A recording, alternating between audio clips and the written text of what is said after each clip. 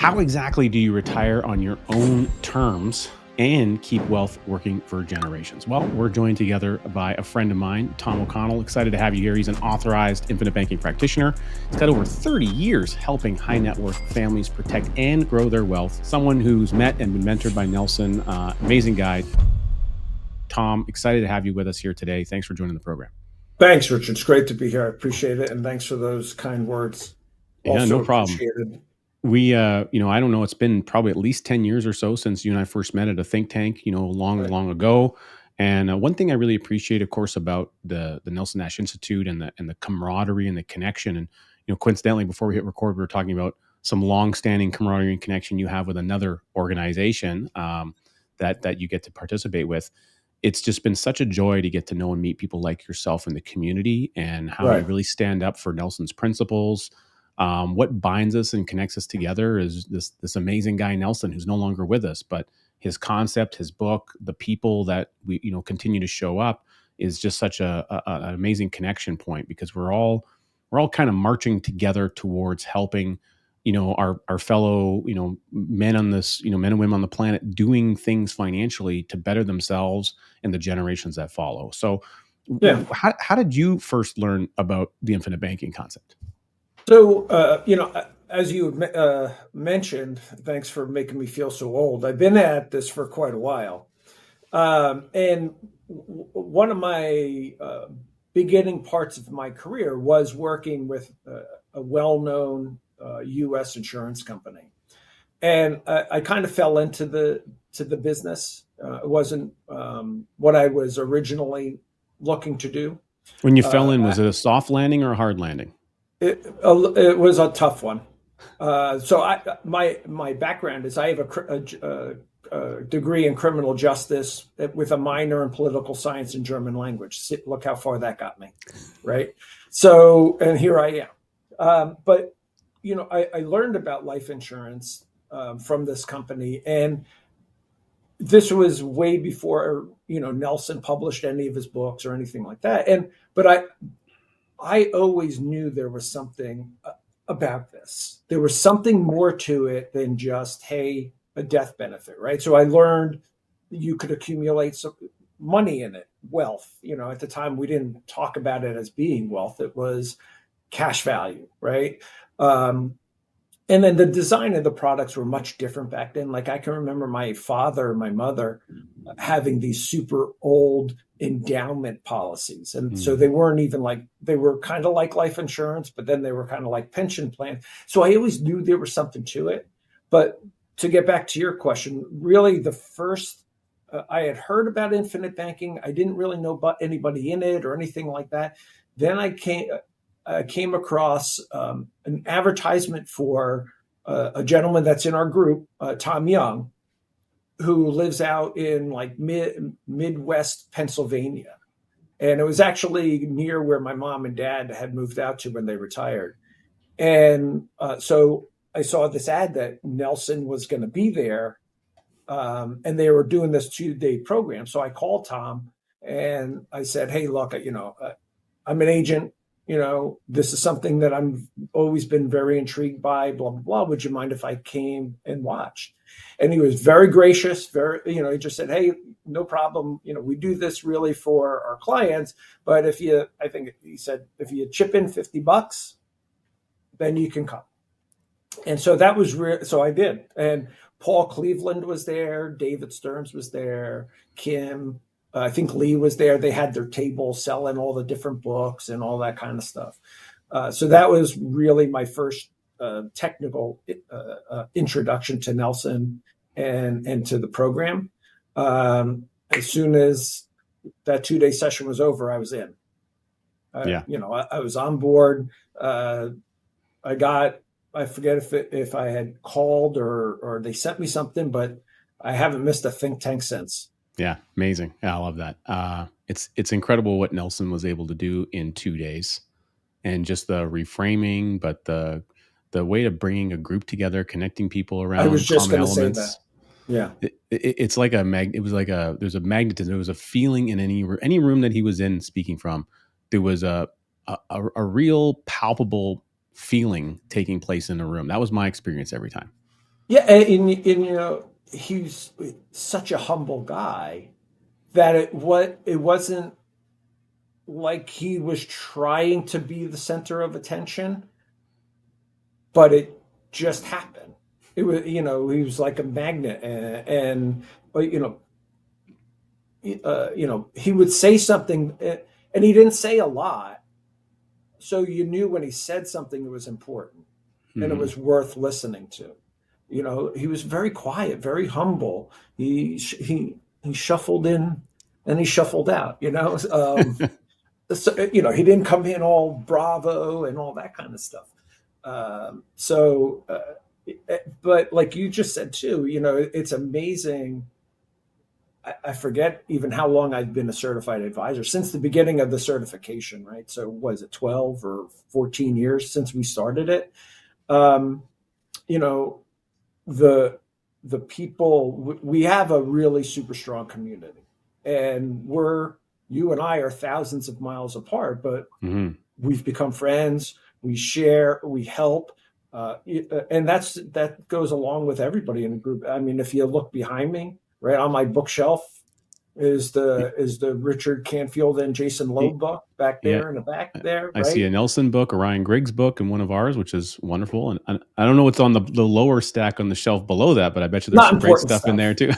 too. Yeah, there's stuff in there, but some of that's my Ed Slott stuff. Some of that's my libertarian, Austrian school of economics, principal books and all that kind of stuff. But there's a mishmash of everything.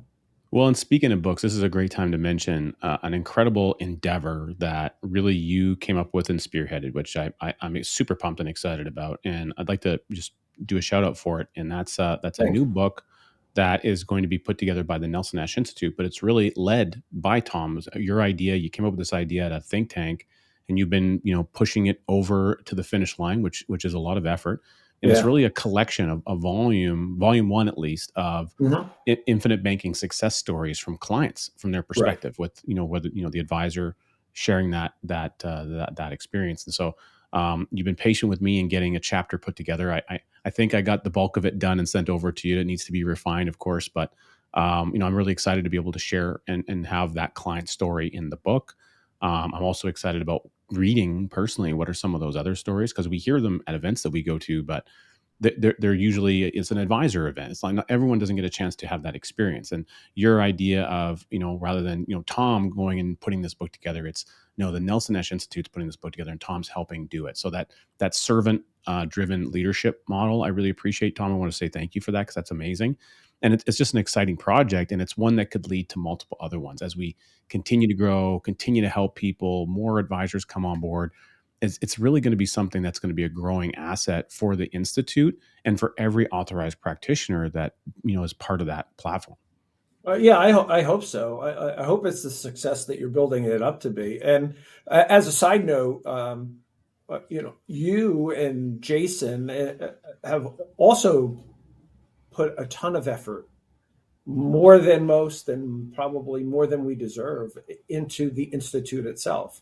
I mean, you're hosting the think tanks these days, and uh, you guys are kind of driving that agenda, and making sure that these are successful endeavors that we're involved in. So I appreciate that from you, and I thank you and Jason and the whole group for doing that kind of stuff, because without you guys, we might not even have a functioning program, um, because of that. So I want to make sure that you get the credit that you deserve for that as well. Well, I Um, really appreciate you saying that. And yeah, I'm also and I mean curious, it. with that in mind, is what are some of the changes that you've seen, because you've been there basically from the beginning and the inception of the program. And what would you say are some of the things that you've seen shift and change in the last couple of years? And what has you I think excited about the future with the yeah, I Nelson think Nash Institute? one of the bigger shifts is, there's a lot more audience participation, right? Mhm. So instead of just someone talking at you, and I don't mean in a bad way, but someone talking at you, now it's, hey, we break up into little groups. Maybe it's easier to share something amongst five people than it is amongst 300 people. Mm. Maybe it's not so intimidating for some. We could talk in front of 10,000 people or 10 people. Other people can't do that, and so I think there's a higher degree of comfort Mm. amongst the participants when we do things like that. And then we're dealing with exercises that help you understand it a little bit more. Again, as opposed to just running through an illustration or running through some type of Excel spreadsheet or whatever it is.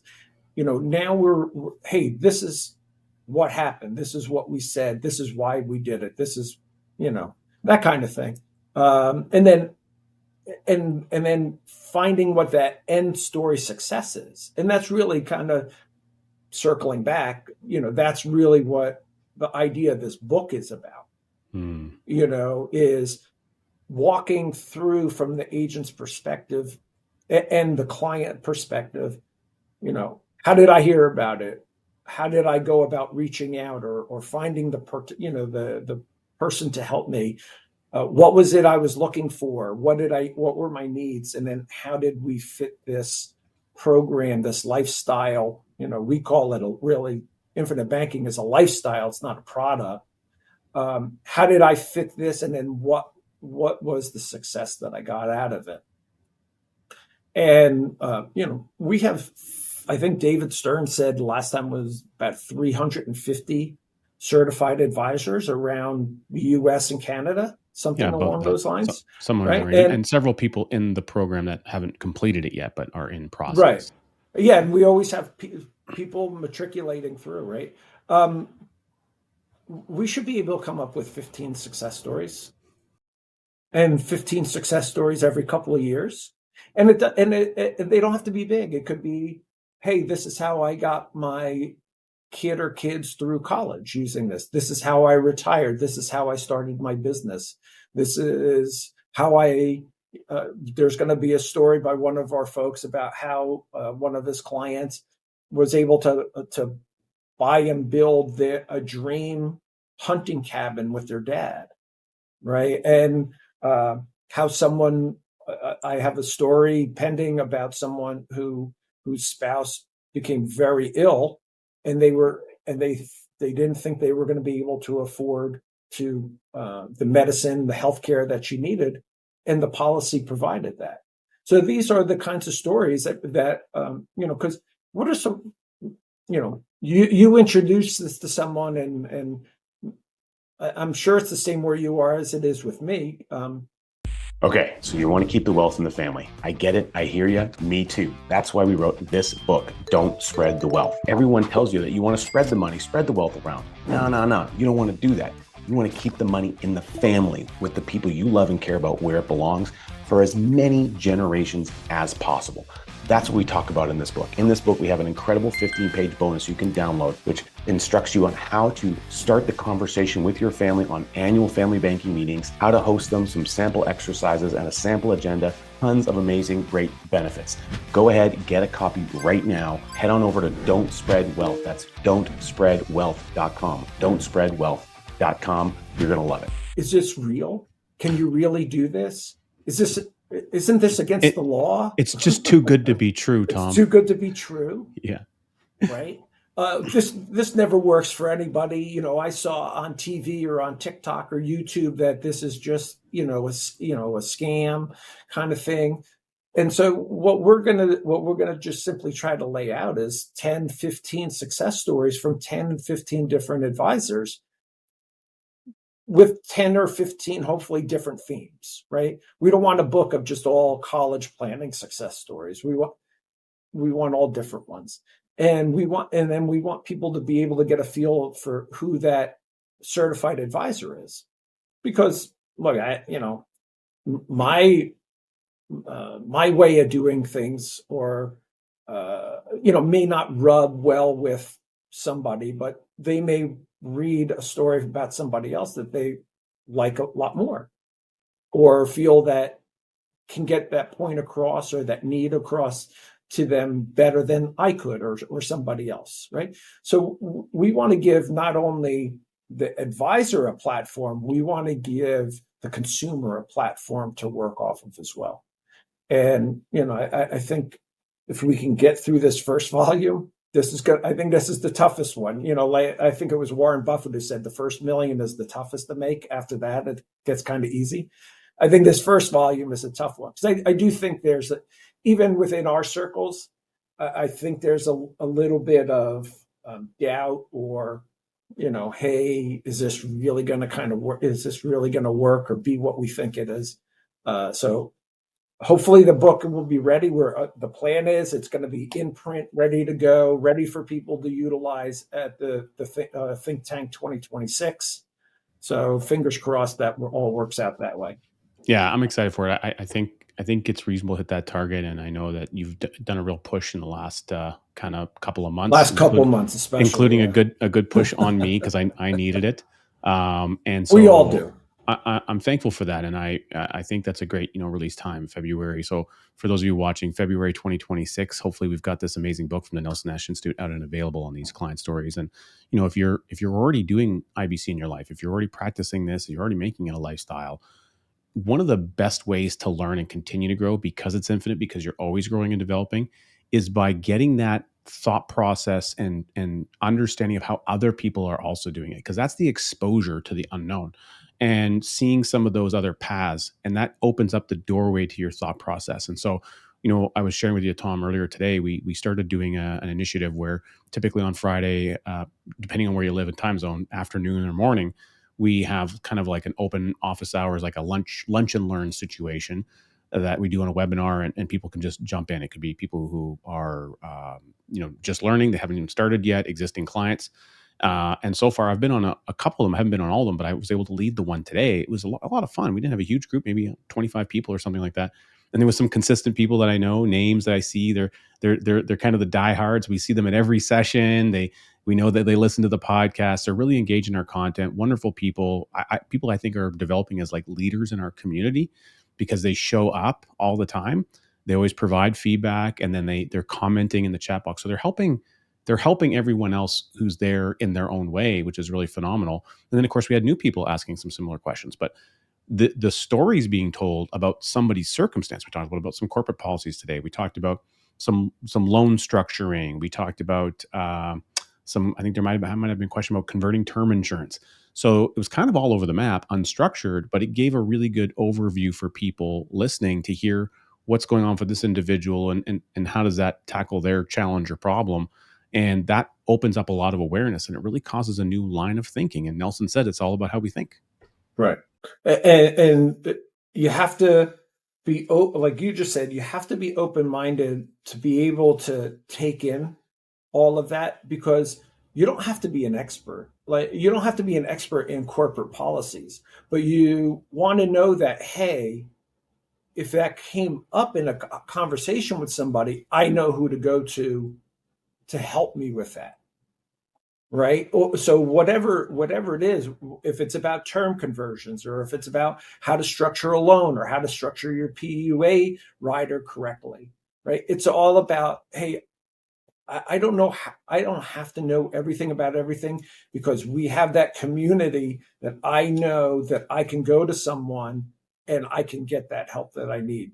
And that's invaluable, right? Because just know, you don't want to be an island. That's something that, I guess a couple of meetings ago, that was one of the themes that you and Jason really pushed. And I mean, honestly, that's my comfort level, is being an island.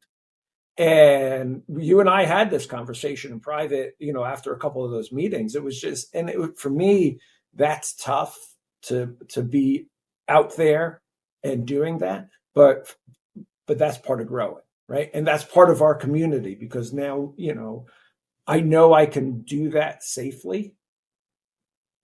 And, I have the people that are there that can be the support system that all of us need. Right. Yeah. I appreciate it. I love that you feel that way, and also that you're embracing it. Right. And I think that's really key. And so you can know something, but then doing something about it is another element. And being an active participant, we encourage people to be an active participant in their financial life. We think that the process of infinite banking is the best way to do that because it forces habits, it forces thinking differently. And by thinking differently and then implementing, which is the actions and the habits, you create a steamroll effect over a long period of time. It doesn't happen overnight. It happens over, it's not just, it's like a policy, it gets more efficient over time. Well, so do your habits and your behaviors. So those two things kind of working side by side, hand in hand with one another, really is what can create a big impact over a long period. And then when you think about, hey, the remainder of your lifespan, then you think about your kids or your grandkids, and then you think about, okay, well, how much time did they have? And then you think, okay, well, people are also living longer. So, my kids are about to be 8 and 10 years old.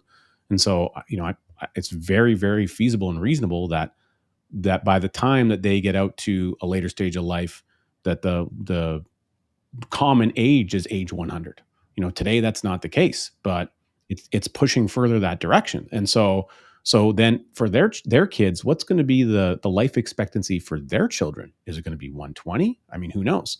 So you kind of add this all up, and I'm thinking, wow, like what I'm doing today has an impact that's potentially the equivalent of time that the United States has been a country. You guys are Yeah, about to I was just celebrate going to the say the over big 200 250. years. Yep. I mean, you think about throwing a rock in a pond and the ripple effect. That's the power of the ripple effect you're doing financially by embracing this process right now.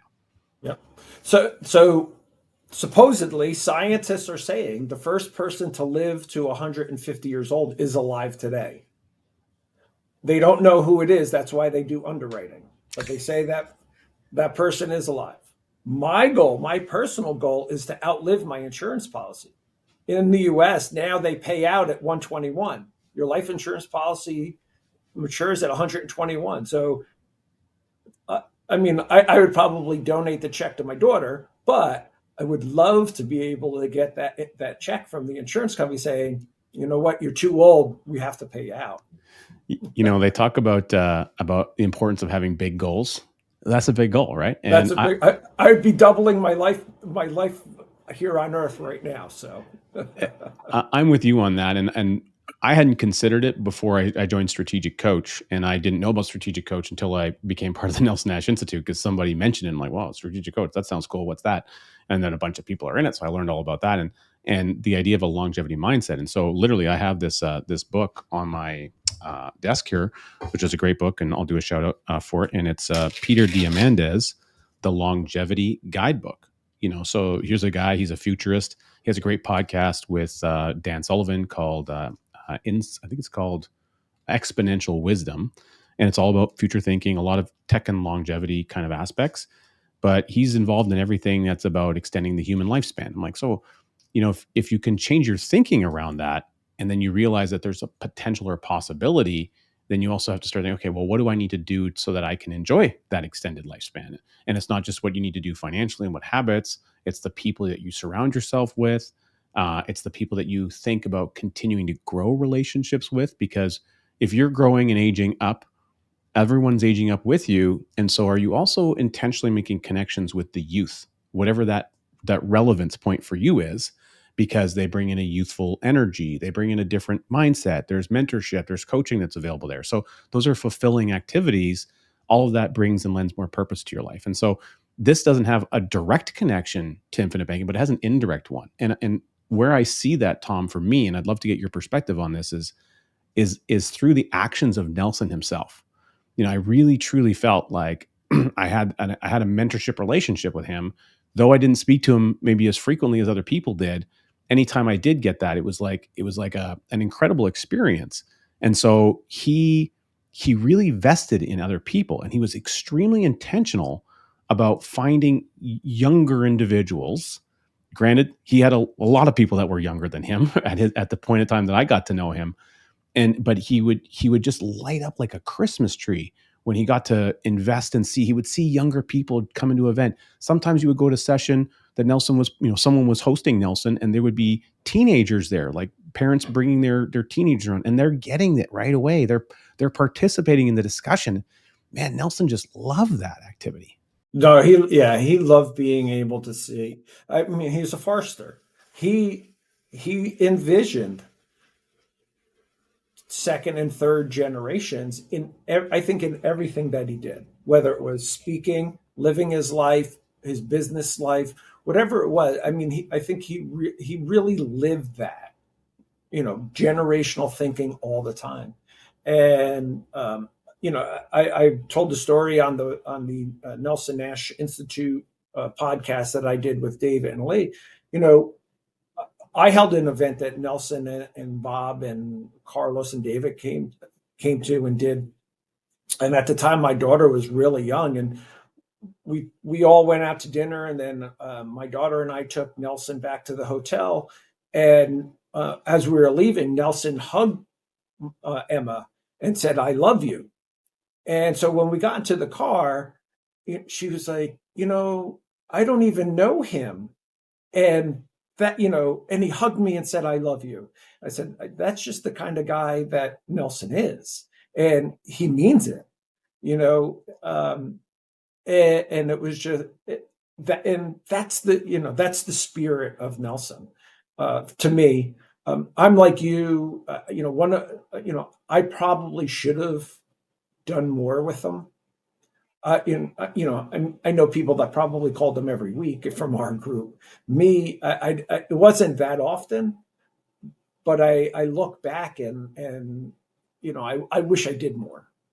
And so I hope that when if other advisors in our organization are watching this, they know that, hey, we're there for them. Especially I mean, I love seeing these 20 and 30-year-old kids coming into our organization now. And I call them kids because they are to me, right? But I think it's phenomenal that they're taking an interest in it now, and that they're not brainwashed into a lot of the old ways of thinking that maybe were pushed on us. The old, you have to invest money, you have to put your money at risk. There's no guarantees. You have to do this. You have to.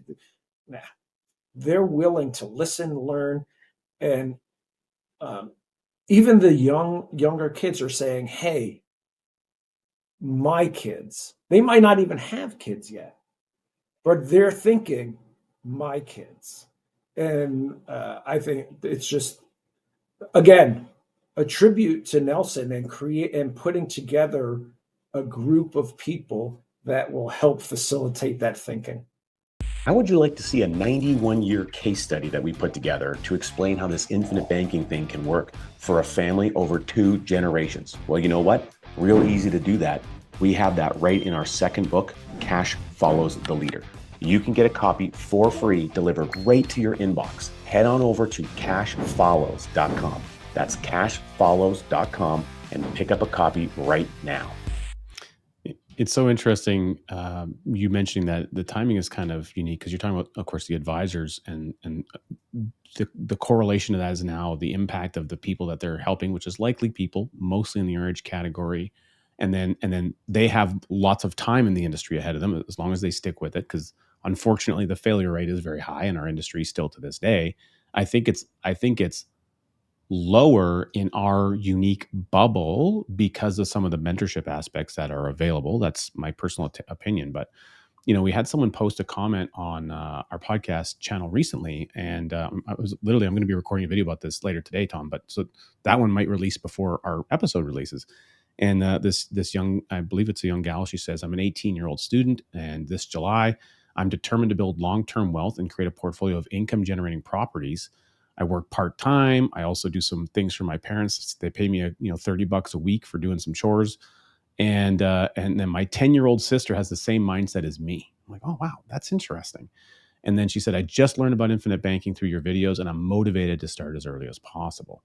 Could you do some stuff to help us get on the right path?" And I'm like, wow, what an incredible question. And so that, that is probably not the norm, but if that is the norm or became the norm, how amazing would that be for the future ahead of us? I mean, I don't know it all. I really want to learn. I'm super curious. I'm motivated. I'm willing to do things. Like that is kind of what I remember growing up when I was young, kind of being a farm kid in a small town, that element I'm seeing here in this post, I'm like, wow, the fact that we're receiving that and she's getting switched onto that early on, I really hope that that's going to spread amongst her peers, and we're going to see a lot more of that taking place in that Gen Z, Gen Alpha kind of as they begin to age up to a position where they can start to do this for themselves. Yeah, yeah, and for as much as I'm not a tech person at all, I'm not a social media person, or I'm not good at it, right? One thing I will give credit to the TikTok and the social medias of the world, the Instagrams and all the YouTubers, is that we have a lot of content on there, and it is reaching more and more people. And I think the Gen Zs and the Alphas see opportunity that maybe we didn't have, or our parents didn't have, because we didn't have this kind of outreach, or ability to outreach, right? But they're also, I hear my daughter say it all the time, the side hustle generation, they're looking to make a buck, and they're looking to save a buck, and they are looking to their, even a 20-year-old is looking to their retirement, believe it or not. And so they are willing, if you can get that person at the right time during the right part of their life, and just educate them that, hey, not everything is about tomorrow, and show them why, they're they're on board. They want vacation homes, they want families, they want college educations, they want all the same things that we do. And I think that one of the powers of today's technology is that they see at a much earlier age that it's attainable for them. Back, in the 80s when I was going to college, we didn't have any. We didn't have computers. Believe me, I wasn't writing on slate like my daughter thinks I was, but uh, you know, again, we didn't have the information available to us, and I think my life and a lot of people's lives would have been different if we had that available, right? I mean, Nelson's book really didn't become super popular until the 2000s. It was out there earlier, but a guy who was in the business starting in 1986, 87, I had no way of knowing it existed. We didn't have Barnes and Nobles. We didn't have the Amazon. We didn't have, so if you weren't really in that sphere, you would never known that it existed. And I think that's one of the great advantages that the youth have today. And a lot of them have embraced it. And I mean, there can be a lot of great, exciting things that are going to be happening over the next 20, 30, 40 years. Plus, I keep telling my daughter, you're the one who's going to have to wipe my chin when I start drooling. So you better get on board with some of this stuff. You want to be able to pass over the knowledge base, the value system, and like you, I'm excited about the next number of years for a whole host of reasons. And it's interesting. I was thinking about a recent conversation I had with a client of mine. Awesome guy. Has been doing this now. I think might be 10 years, maybe just in kind of the 11th year of getting started with with this process. It's got a number of policies, but kind of recently, basically through some circumstances, kind of hitting the reset button on a variety of areas of life.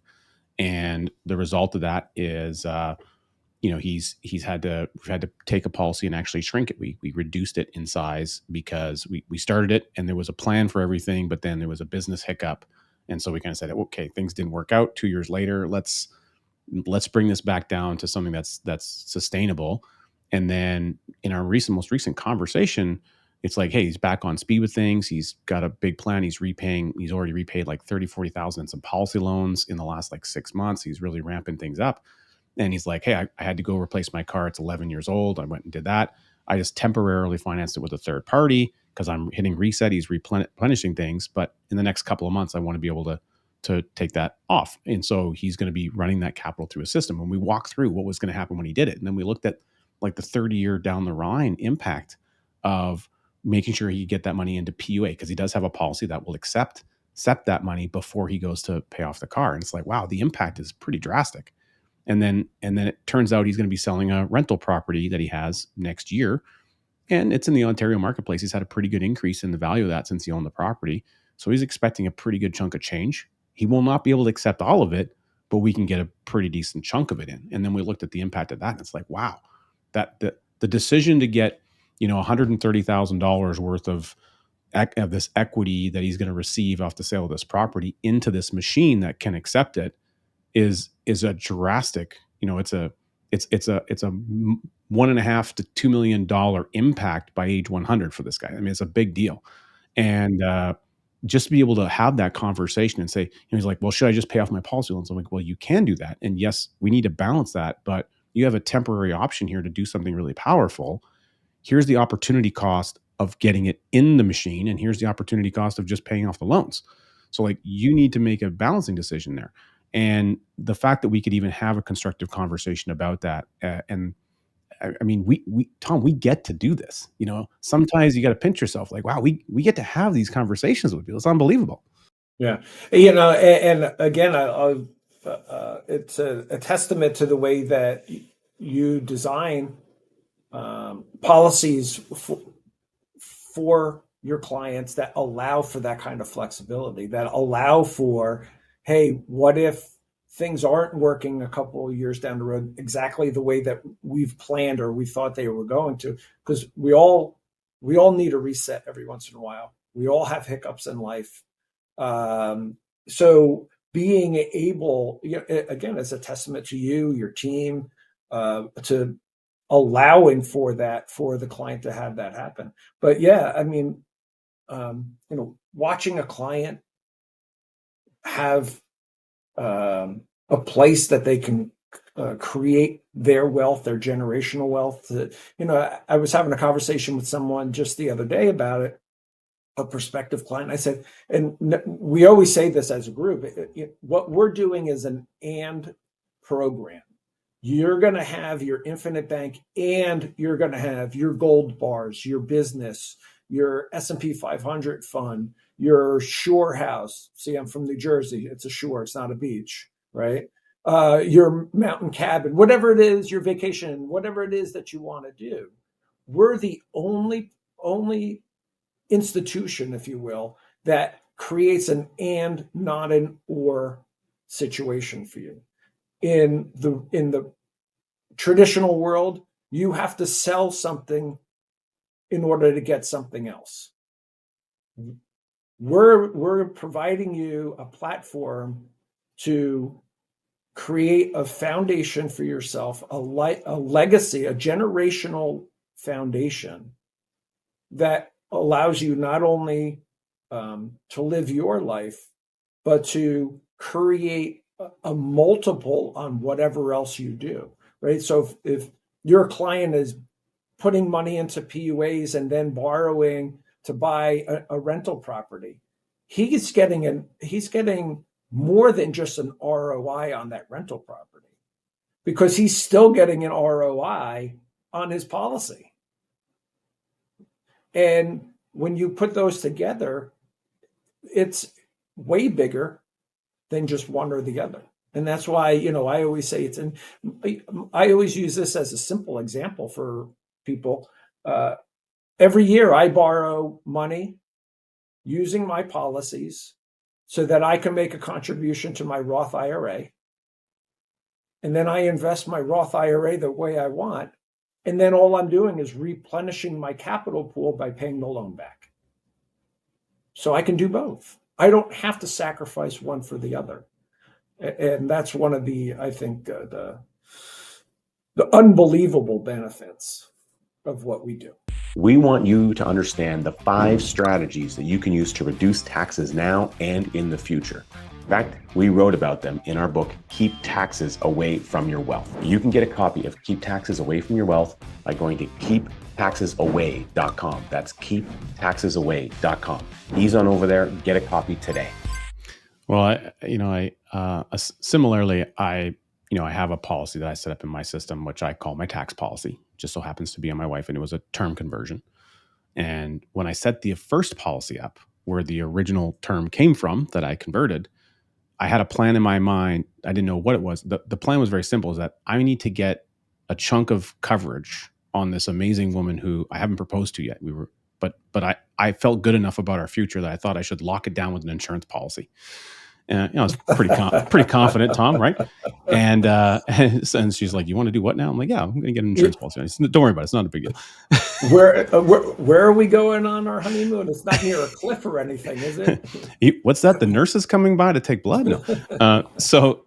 But I didn't know when. I just knew that I needed to have some of that term coverage in place on. And so it was a small policy. Like it was $235 a month, and a chunk of that, $60 a month or whatever, was paying for the term insurance. So I said, this is what I can afford to do right now. It's all the means that I have in this position. I need to get something in place. I had that rider. I didn't even do some things I would have, if I could do it differently today. There was probably some things I would have changed, to be honest with you, but I knew that I would want to convert it at some future point in time. And lo and behold, it wasn't 10 years later, but it was like 8 years, maybe 7.5, 8 years later. Finally, it's like, okay, it's time to get this done. So I was able to backdate a policy. We have a company here where we can kind of go 365 days back. So you can almost do, premium 1 and premium 2 right away, which is great. So I was able to get a good chunk of capital in there. And this was going to be for my tax policy. So I have a certain amount of money that I have to pay the Canadian government, Uncle Sam for you guys. And I used to say Uncle Trudeau. I guess that's changed for us now. But, I got to pay them every year. They have no sense of humor about it.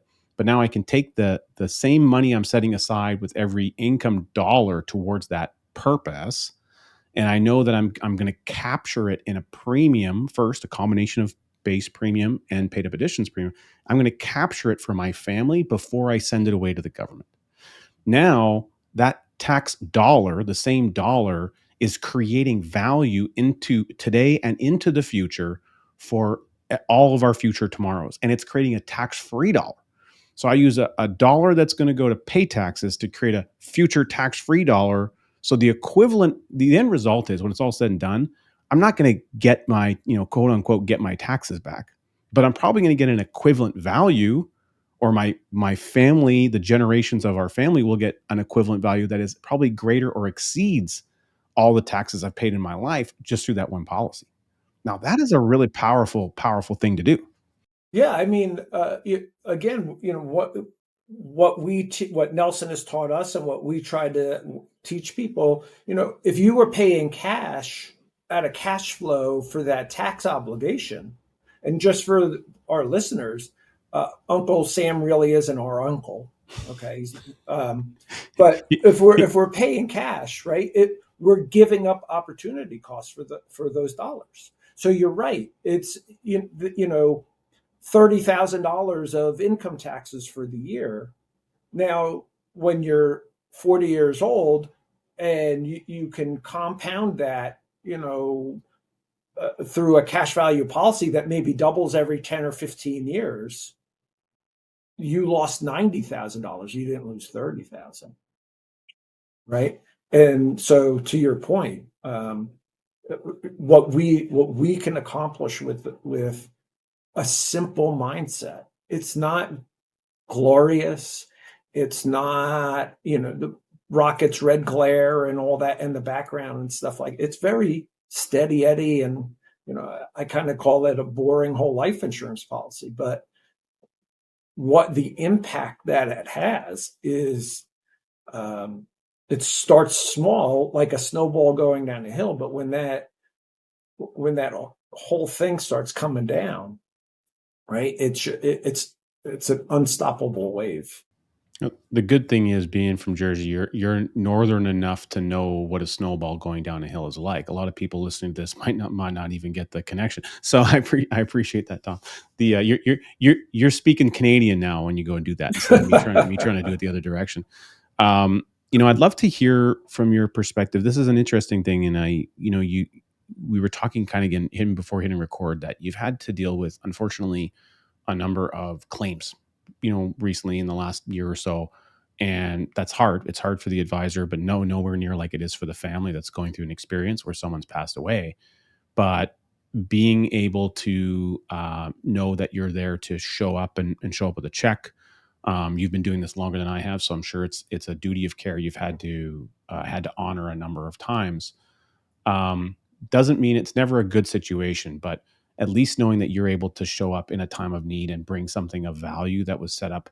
What is that like for you, and what's kind of the experience of just making sure that people that you've been serving, you're able to continue that service on even when they may not be with us anymore?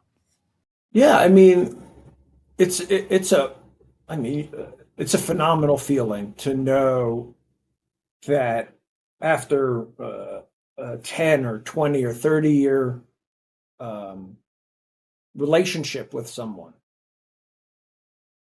that passes away, and when you get that phone call and the spouse says, "What am I going to do?" and I can say, "You don't have to do anything. Everything is taken care of. You don't have to worry about your pension. You don't have to worry about your social security. You don't have to worry about you'll have income for the rest of your life, no matter how long you live, and security. You don't have to move. You don't have to sell anything. You don't have to go out onto the corner with a tin cup. There's nothing you have to do except live your life. And um, if they're young enough, your kids can still go to college. Um, you can max out your pension plan during your life. I mean, it's really.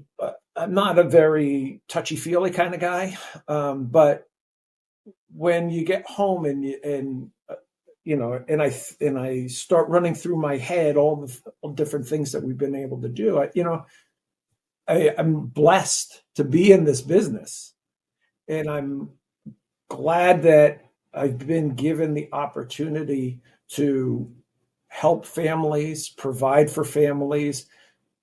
Um, I mean, you always get more out of giving than getting.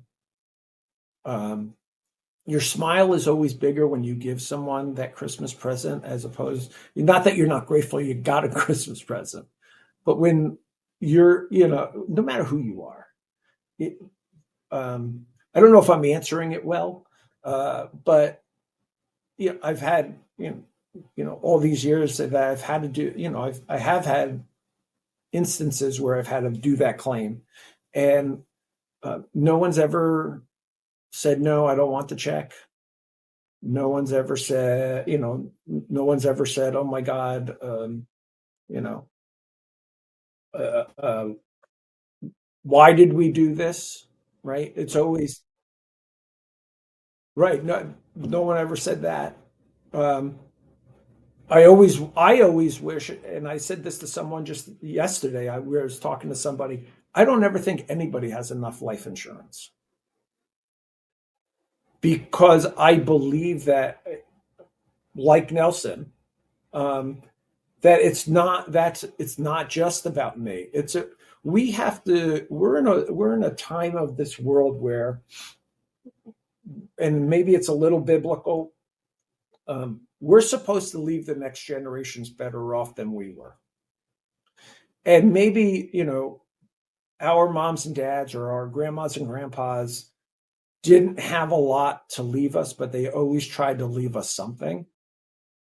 And so, when I hear, and this is one of my pet peeves, and hopefully not too many people get mad at me saying this, but when I hear people say, "Well, I want to spend every last dime that I have. I put my kids through college. I fed them. I put a roof over the head. They don't need anything now." It's not true, because now you're not thinking, like Nelson taught us, generationally. You're not. It's our obligation as parents, as good stewards of this world, that we need to leave it a little bit better than we found it or that we had it. That's our obligations just as human beings. Um, and so I'm glad, as a certified advisor, I'm glad as a financial advisor, wealth manager, whatever the buzzword is today, to at some level to be able to do that. I'm not looking to take care of all of mankind, but I am looking to take care of my small world. And to whatever extent I can do that, it's very gratifying. I wish I could do more, but I also know I have, there's limits to what one person can do. There Hopefully is. that answers your question. Yeah, I did a great job, and you're right. There's limits to what one person can do, but um, I realized it's interesting because I'm thinking about Nelson, and I'm like, while there might be limits to what one person can do, the reason Nelson was able to do so much is because Nelson didn't do it alone. He did the hard work. He capitalized the life experience, then he crystallized the life experience in a book, which he didn't want to write, and someone told him to do. Thanks, shout out to Tim for forcing him to write a book, and then he gave that gift to everybody, and he did that in a profitable way so that he could recover his investment and cost, and then the result of that turning into delivering seminars and being hosted by advisors and then spreading that out. And so that word of mouth model really was impactful, going in depth over so many different people. And you mentioned the technology. We don't, the technology has impacted our ability to spread word of mouth much more now, because now it's, you're going to share the video, you're going to share the social media post. And so what it does is it just takes word of mouth concept and it just spreads it in a wider range. And then a receptive eyeball, a receptive listener is now able to take that and then do it again. So that duplication effect, it's really an exponential impact of the traditional word of mouth model that the technology allows us to do today. And so I'm really, that's one of the reasons I'm excited about the next 20, 30 years. What will that even look like in the future? It's that pebble in the pond that you said earlier. It's that ripple effect, right? I mean, it's probably uncountable the lives that Nelson has touched. When you talk about not only starting with Nelson and Mary and then the family, then you go out to all the agents that he helped, and then the clients of all those agents, and then the family members of all those families that he helped on down the road. You know, and I'd like to think that you and I, as advisors to our clients, at some point in the future, we'll probably never see that future, but we'll probably have the same kind of impact on the same number of people to some degree. And that lights my fire, right? I know that they might not be talking about me 4 generations from now, but when I have to meet my maker, hopefully one of the conversations is, and being that time is limitless, and I can see the future, which is the present, which is the past, right? Depending on your belief systems and stuff like that. I can see all that good work that we're doing today. And for me, that again, that's something that's super gratifying.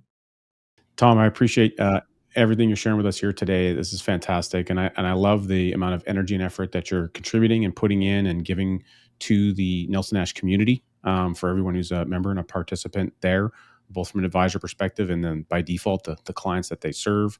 I'm super pumped about the new book. I can't wait to get my hands on a copy, and for you to just again have that idea. I'm excited what new ideas you're going to come up with at the next think tank, and hopefully share with me. Pull me aside and share it with me as well.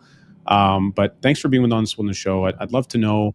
You talked a lot about the experience of helping people over 30 years and the impact and the generational impact that that's having and what you feel and you perceive. You know, my question for you, Tom, is who is it that you'd most like to be a hero to? My daughter, my nieces and nephews. If my daughter ever has kids, I don't know if I need to be a hero, but I want to be someone that they can respect and they can point at and said he lived it the right way. I'm a big New York Yankee fan, and the one thing that Mickey Mantle always said, what I want on my tombstone was he was a great teammate. That's that's all I want. I want people to think that I was a great teammate. I don't have to be the hero. I don't have to be Mickey Mantle. Um, but I do hope that people see that I've tried to play my part and I've tried to play it the right way. I'm imperfect. The last person I know, he was put up on a cross a couple thousand years ago. But I hope that people will at least appreciate the fact that I try.